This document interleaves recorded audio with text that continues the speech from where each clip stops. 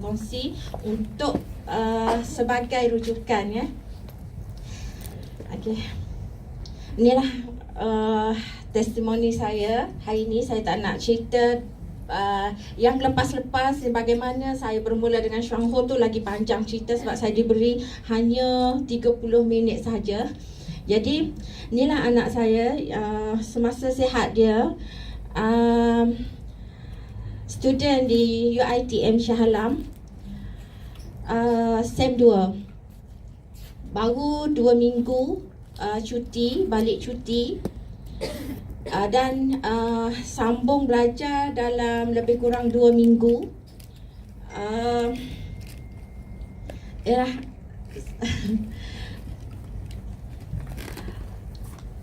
Awal puasa 1 April. Sebenarnya memang kenangan yang agak pahit. Dan sebelum ni pun saya pernah lalui ujian-ujian yang agak menyedihkan.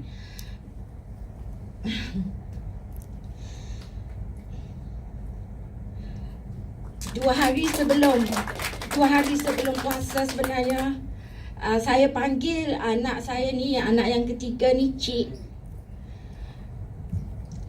Cik ada call. Dia kata dia nak ambil motor sebab SEM 2 dah tak dibenarkan tinggal di asrama. Jadi dia call, dia pun sembang dengan ayah dia lah. Sebab kalau dia sembang dengan umi dia, memang umi dia tak bagilah ambil motor tu. Tapi sebab sembang ayah dia kata okey lah. Sebab dia kata kalau ambil kalau kereta, walaupun kereta buruk ke kereta baru ke, dia kata jam, susah nak bergerak dari rumah sewa di seksyen 19.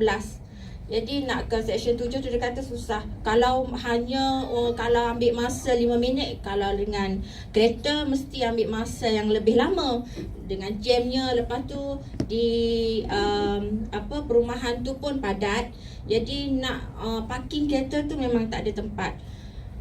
Sembang punya sembang, 1 hari bulan tu 2-3 hari sebelum lah, 1 hari bulan tu saya sedang menyediakan untuk berbuka. Sambil tu saya keluar sekejap depan rumah untuk cuci-cuci halaman rumah sambil tunggu barang-barang kat dapur tu masak. Baru 2-3 helai saya sapu daun. Baru 2-3 pohon pokok bunga saya siram. Ada datang seorang yang saya tak kenal. Orang tu orang kampung situ juga tapi saya tak kenal. Dia datang dengan kereta. Saya ingat dia datang dengan kereta. Dia tanya, ada tak nama Mukhlis? Jadi anak saya ni nama dia Nafis Mukrim. Sedangkan yang dia tanya Mukhlis. Jadi saya kata tak ada Mukhlis. Dia kata nama ni Mukhlis bin Adnan. Adnan tu memang tuan rumah, tapi Mukhlis tak ada. Anak saya tak ada nama Mukhlis. Akak tolong tengok gambar ni, betul tak bukan anak akak ataupun mungkin ini anak akak. Jadi saya tengoklah, ni Cik. Ni Nafis Mukrim. Betul lah, ni Cik. Dia pun, Kak, anak Kak 50-50. Teruk. Ya Allah. Dia hospital sekarang. Kes ni melibatkan kes polis. Saya pun tergamam dah, macam terkedu lah kan. Ya Allah, betulkah ni anak aku yang aku dengar ni? Betulkah ni anak aku yang aku tengok? Lagi-lagi kes polis. Bila kes polis, 2 perkara. Mungkin kes jenayah dan aksiden. Tapi saya yakin InsyaAllah anak saya bebas dari kes jenayah. Tapi itu bagi kita je lah. Sebab bila jauh dari pandangan kita, jauh dari mata kita, mungkin juga. Tapi dalam hati saya, tak mungkin. Lepas tu dia kata 50-50 Kak, di hospital. Barulah saya ingat balik hospital. Mungkin ni adalah kes yang sangat mencemaskan. Di hospital 50-50. Tapi air mata tak keluar. Saya terus ke dapur, masuk rumah ke dapur, panggil bapa dia, panggil ayah dia. Cuba dengar, orang ni datang kata cik 50-50. Cuba bang keluar dengar, betul ke? Tapi saya tak keluar, saya tak menangis pun. Lepas tu dia keluar, dia tanya, ya, ni nombor telefon polis dan ni nombor doktor yang in charge cik. Bapa dia call segera, ya benar. Doktor tu kata anak sekarang ni koma 50-50. Cik kena datang sekarang di hospital Shah Alam, Seksyen 7. Saya pun biarkanlah apa yang ada kat dapur tu. Terus ambil telefon. Siapa orang pertama yang aku nak cari? Yang paling dekat, yang terdekat dengan cik. Siapa ni? Ada je keluarga saya kat sini, tapi jauh, Ampang sana, Putrajaya, memang jauh, Sentul. Jadi Allah bagi Dr. Sarah upline saya. Dr. Sarah. Lepas tu siapa lagi? Kak Lina. Siapa lagi? Masa tu kepala penuh orang-orang yang mungkin yang mungkin saya akan sangat-sangat menyusahkan dia orang, sebab saya jauh di Kelantan sana. Saya call Dr. Sarah sebab yalah saya pun faham masa tu semua kita kan nak berbuka, masa sangat-sangat suntuk, dah dekat dengan berbuka, beberapa minit je lagi. Dia tak angkat call, dia tak angkat, dia tak tengok pun WhatsApp, dia tak tengok pun message apa semua. Saya pun try lah call Abang Harun, suami kepada GD Hashlina. Dia pun upline juga kan. Jadi bagi saya, tak apalah, daripada aku susahkan orang lain yang mungkin tak kenal, baik aku susahkan upline aku. Hati asalkan aku tahu keadaan anak aku hari tu, masa tu, pada waktu tu.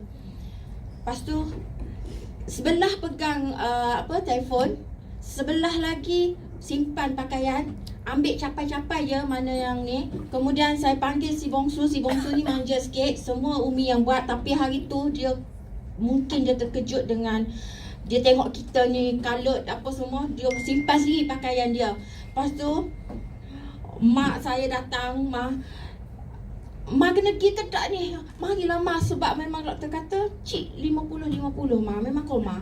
Lepas tu siap-siap semua. Nak berbuka memang tak boleh nak telan. Minum air pun tak boleh. Jadi saya angkut je, ambil je periuk yang tu, sebab anak-anak ada kan yang lain ni. Jadi bapa dia call anak kedua yang yang belajar di Uniza Terengganu supaya siap-siap, sebab bapa nak singgah ambil. Jadi dia tinggal kereta dia kat Terengganu tu, kat on the way di LPT tu. Jadi kami ambil kat situ, lalu kat situ. Kemudian call Abang Long dia kat Perak. Long kiranya dekat sikit sebab di Perak. Dia terus datang sini, jumpalah dengan Dr. Sarah dengan Kak Lina. Jadi telefon pun bertalu-talu dengan doktornya, dengan kawan-kawan ciknya, call bagi tahu kondisi cik pada waktu tu.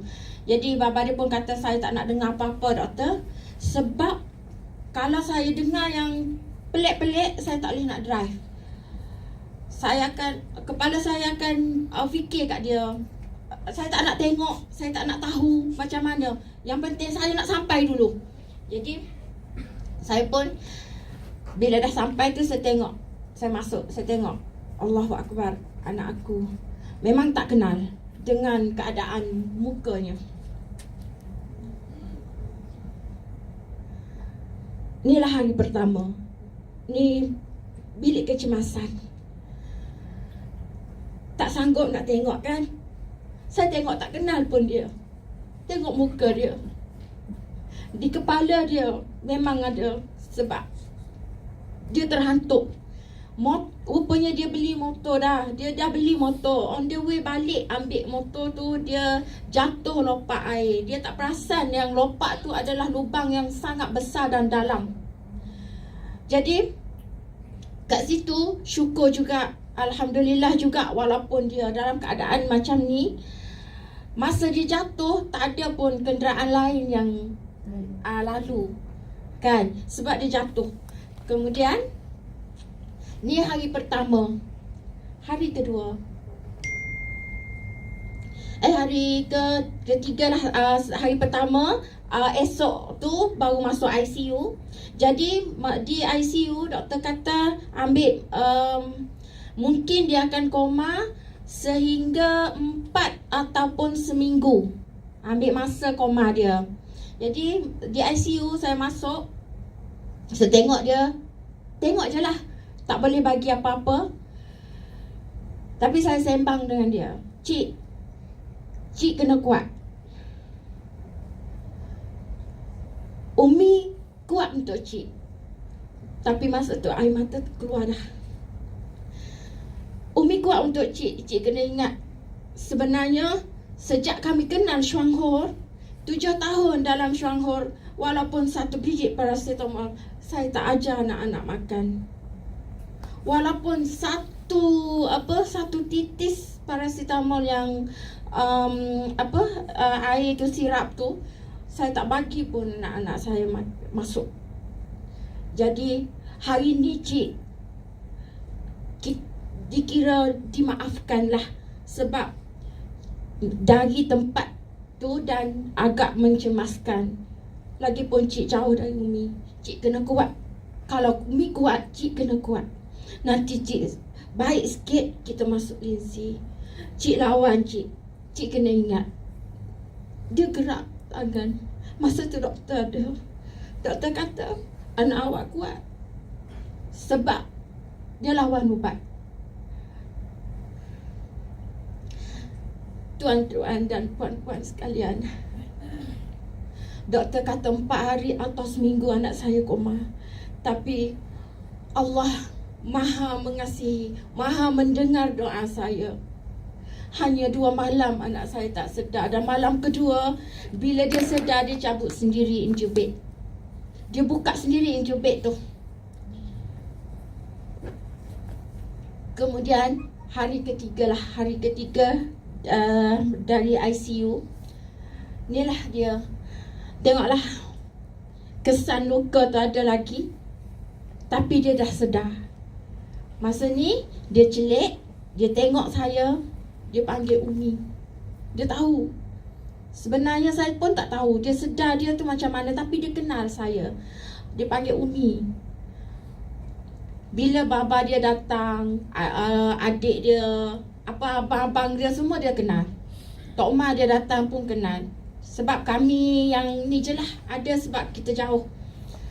Kemudian malam tu, sebab malam pertama abang Ngoh dia jaga. Anak yang kedua yang ambil di Uniza tu, jaga dia.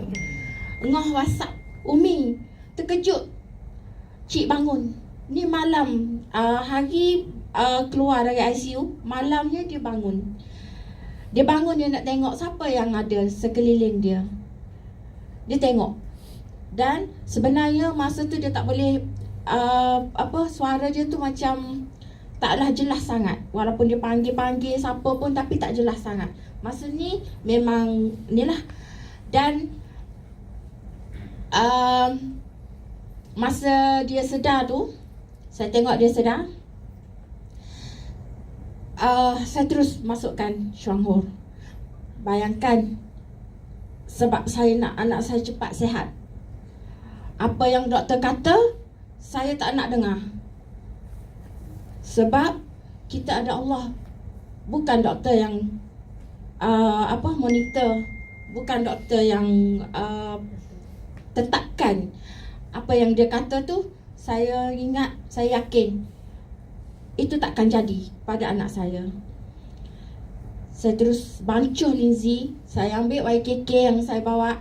Saya ambil YKB. Saya ambil YKK, saya ambil sebanyak mungkin.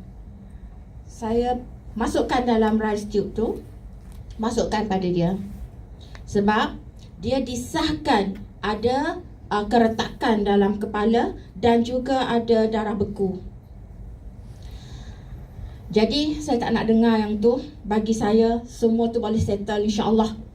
Dan bila saya tengok dia sedar dalam masa 2 hari tu pun, saya rasa itu cukup sangat membanggakan lah. Sebab doktor kata 4 hingga seminggu, tapi anak saya sedar dalam masa 2 malam.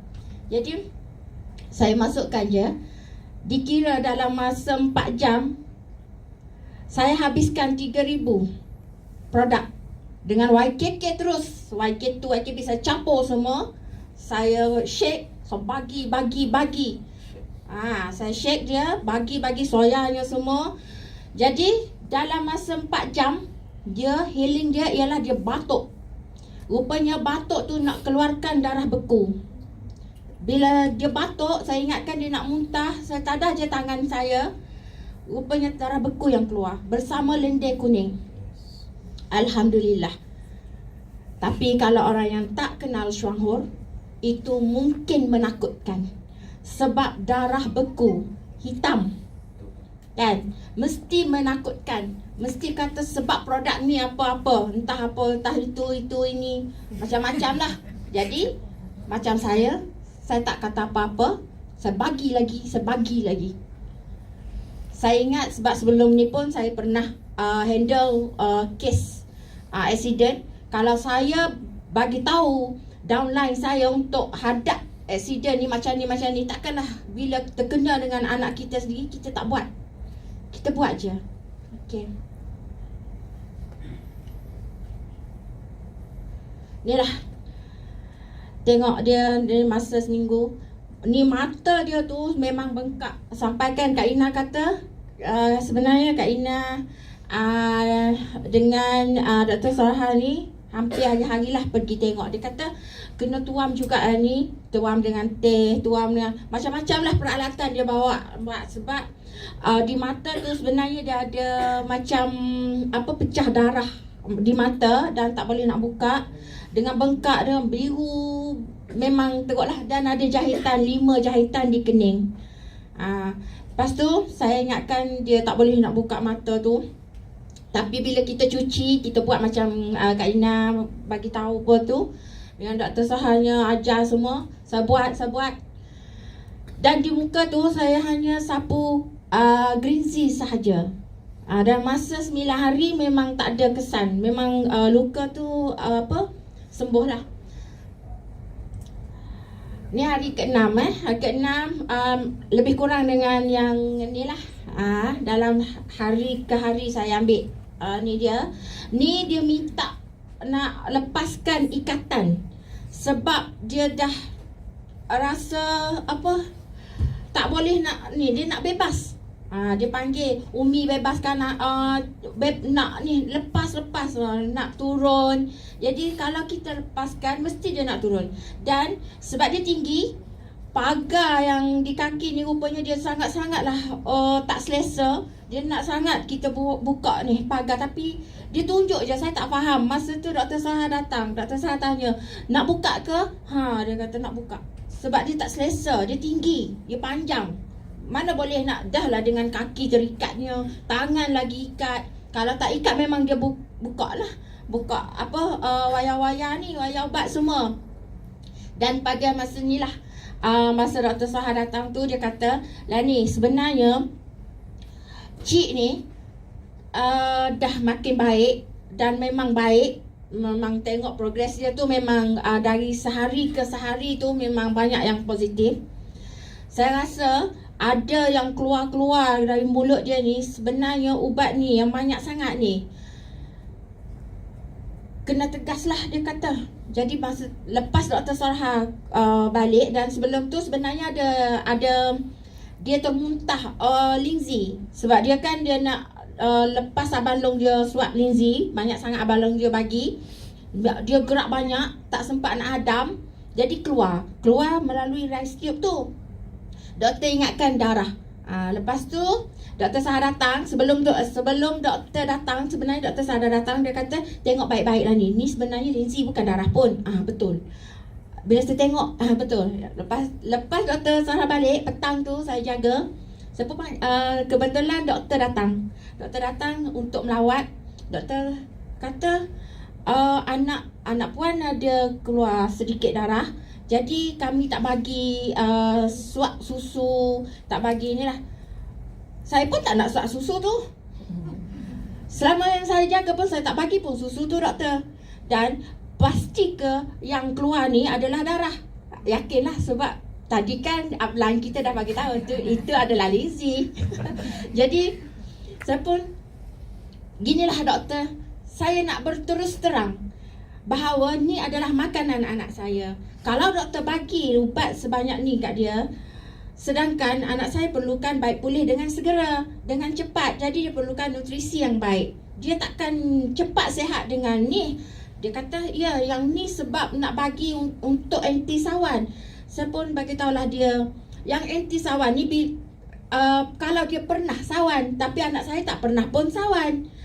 Saya yakin anak saya takkan sawan. Kalau doktor stopkan ubat ni, saya rasa tak sawan pun anak saya. Tak apa, saya bertanggungjawab. Dia kata tak boleh sebab ini prosedur. Okey, kalau ini adalah prosedur doktor, saya nak mohon dengan doktor, tolong ikut saya pun ada prosedur juga. Saya pun ada prosedur juga. Okey, saya ikut prosedur doktor dan saya mohon dengan doktor ikut prosedur saya pula. Saya tak nak bagi pun susu ni. Cuba doktor cek, ada tak kurang susu ni. Kemudian doktor cek vitamin yang doktor bagi ni. Buat apa vitamin ni banyak-banyak? Sebenarnya apa fungsi vitamin ni? Jadi dia pun bagi tahulah yang dia punya. Saya pun kata tak apa, tapi bagi saya dah cukup dengan prosedur yang doktor bagi untuk anak saya ni, dah terlalu banyak. Dan sebenarnya saya lebih yakin dengan vitamin yang saya bagi. Saya pun tunjuklah granula dengan dia. Kat dia ada paket granula tu, saya nak bagi yang ni. Boleh saya tengok, Ma? Boleh?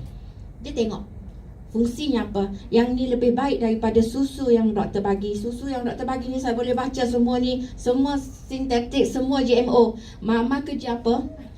Saya suri rumah. Saya suri rumah. Suri rumah sepenuh masa. Betul ke, Ma? Ya, betul. Saya tak ada pun sijil sijil kedoktoran, perubatan tak ada. Lepas tu dia belek file anak saya. Dia tengok, oh berniaga. Ayah guru, ibu berniaga. Berniaga apa, Ma? Saya berniaga. Apa yang saya buat adalah apa yang kami amal. Dan kalau saya kata ini makanan, inilah juga ubat untuk keluarga saya. Maaf ya doktor, saya ikut prosedur saya dan doktor ikut prosedur doktor. Jadi kita tukar-tukarlah prosedur yang kita ada. Okey, doktor kata bagi je.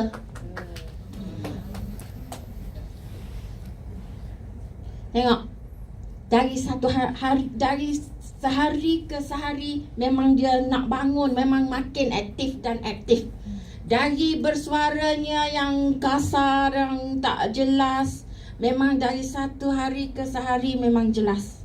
Dia boleh panggil orang tu, boleh panggil orang ni, dia kenal semua.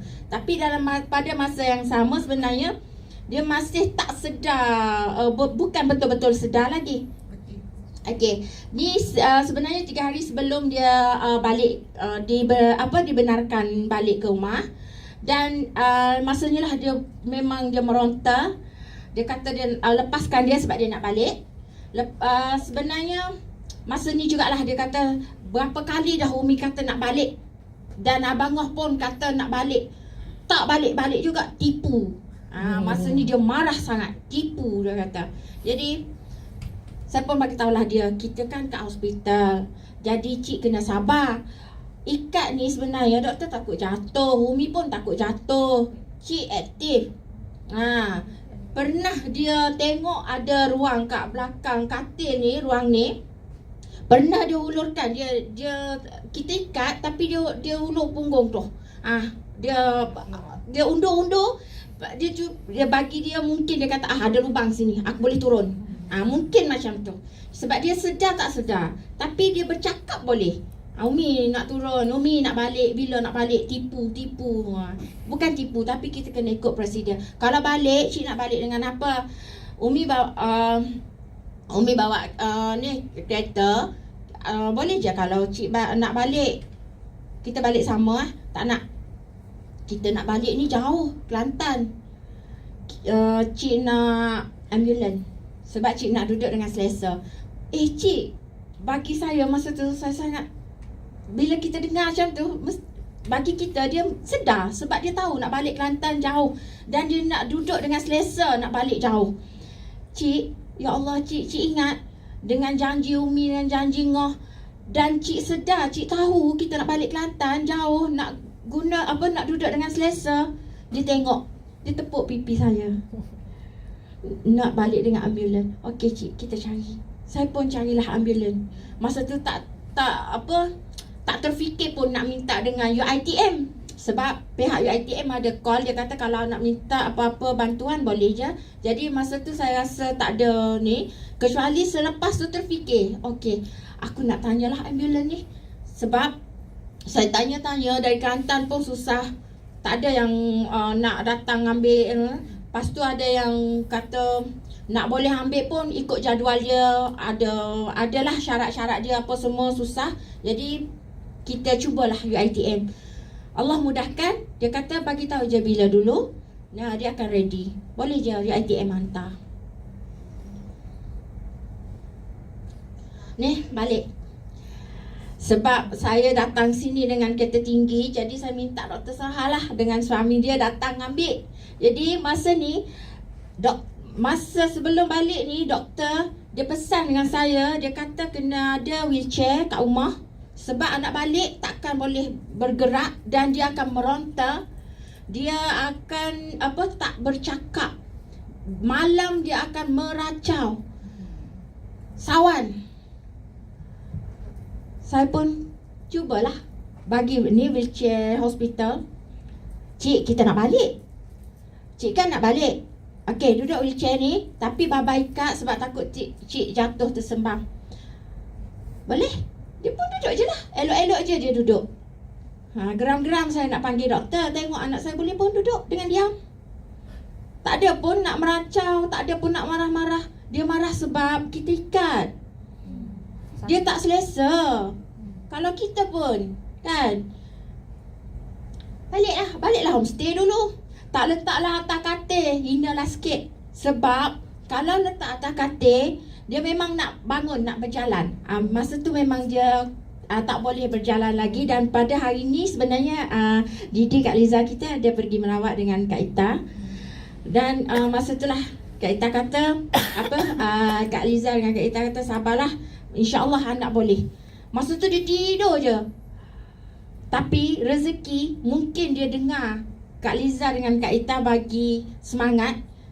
Hampir nak balik, dia terjaga. Kawan dia datang, dia sembang dengan kawan-kawan dia. Kak Liza dengan Kak Ita boleh tengok dia sembang. Kak Liza kata, tu dah sedar kalau macam tu. Tapi sebenarnya tak ingat pun. Dia memori dia tak ni lagi. Dia macam tak sedar sangat lagi.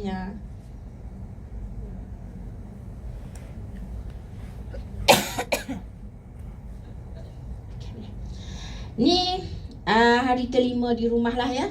Hari kelima di rumah, dan 19 April ni adalah hari yang dia sedar. Dia sedar, dia cari maklumat awal dia jatuh. Macam mana dia jatuh. Dia nak sembang dengan kawan-kawan dia, macam mana dengan keadaan rumah sewa dia, macam mana motor dia, semua. Yang kita duk cerita masa dia tak sedar, kita ingat dia sedar tu dia tak ingat. Jadi dia cari sendiri. Kemudian dia cari telefon dia yang hancur, yang jatuh masa dia jatuh motor tu. Dia call, boleh dia cari kedai yang dia beli telefon tu untuk dia tanya macam mana nak repair, apa yang rosak kalau keadaan telefon dia macam ni. Saya tengok dia, ya Allah, alhamdulillah. Cik sedar dah kan ni. Umi tepuk belakang. Umi tepuk belakang. Adik tepuk belakang. Rasa macam mimpi. Sebab rasa duk nak beli tiket untuk balik raya. Tapi ni kat rumah dah. Di hospital apa semua cik tak ingat. Cik panggil Umi, cik panggil Tok Mas semua tak ingat. Dr. Soha datang, Abang Harun datang, semua tak ingat. Tak ingat. Tapi cik sembang, tak ingat. Hari ni cuba tepuk sekali lagi Umi. Tepuk belakang dia. Tepuk dengan sangat-sangat kuat. Sebab saya rasa saya ni mimpi. Kuat. Adik dia tepuk semua. Lepas tu dia ketawa, dia suka. Ya Allah, memang betul lah. Saya dah duduk kat rumah ni. Ya cik, alhamdulillah. Lepas tu dia tanya berapa hari kita tinggal puasa ni, berapa hari dah tinggal solat. Kita kira lah cik, nanti Umi tanda untuk cik. Alhamdulillah 19 hari. Memang saya pun rasa ni lah. Lepas tu saya pun bagi tahulah dengan doktor yang hantar dia dengan ambulan tu. Tengoklah doktor, alhamdulillah. Apa yang doktor kata, ya doktor sini kata, yang doktor sana pun kata macam ni, semua tersasar, jauh. Sebab tu saya kata, saya yakin dengan ikhtiar saya yakin Allah bantu. Sebab sebelum ni Allah tak bantu dah. Tapi kali ni saya mohon dengan Allah, bantulah saya. Saya cuba kuat untuk anak-anak saya bangkit. Terlalu banyak dugaan dan ujian. Tapi kali ini saya minta dengan Allah, dengarlah seorang ibu ni berdoa kepadamu, ya Allah. Berilah rezeki kepada aku kali ini. Aku nak ikhtiar. Kalaulah aku buat syuhuri untuk keluarga aku yang sebelum ni kau tak bagi pun aku peluang. Tapi bagilah aku peluang untuk kali ini. Alhamdulillah. Inilah cik hari ni.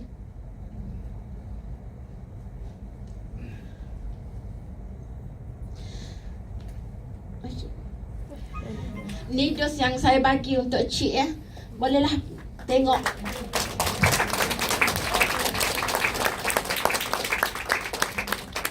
Inilah cik hari ni. Dah mula nak belajar balik. Tapi saya kata tak boleh lagi. Rehat dulu. Inilah cik hari ni. Muhammad Nafis Mukrim hari ni. Yang seperti dulunya sebelum dia aksiden.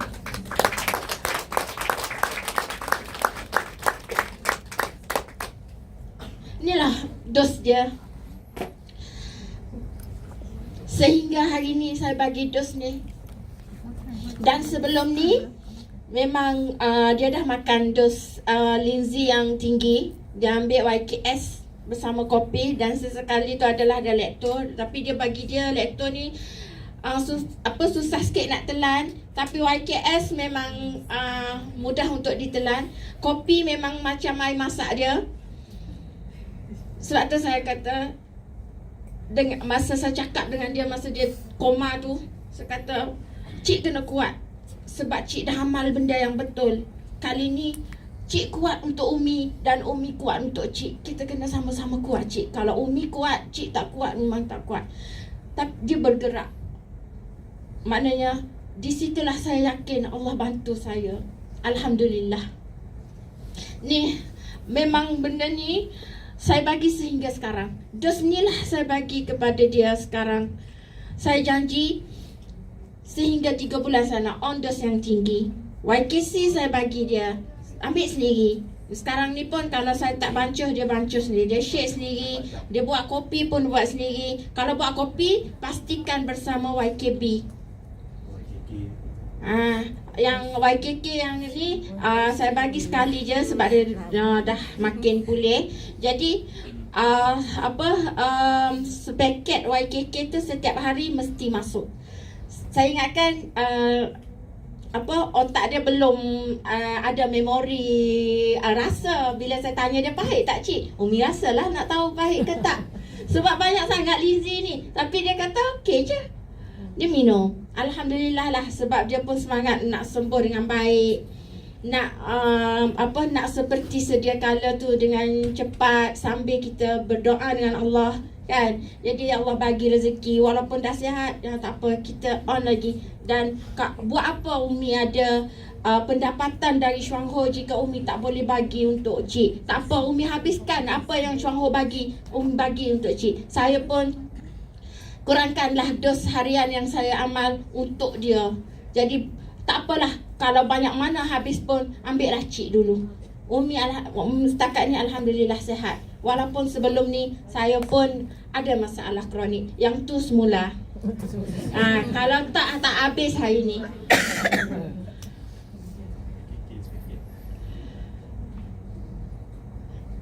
Ya, ni diambil 1 Mei. Masa ni dah ke appointment. Saya ingat saya dah ke hospital untuk appointment dia. Memang doktor check tak ada apa-apa yang mudarat, tak ada.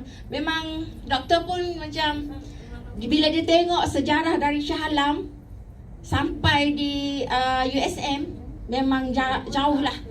Memang jauh tersasar.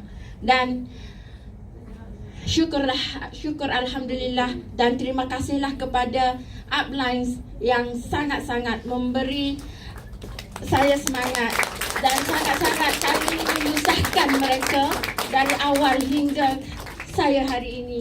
Sebenarnya saya banyak menyusahkan mereka, tapi saya telah hadiahkan kepada mereka dengan pingat diamond. Alhamdulillah.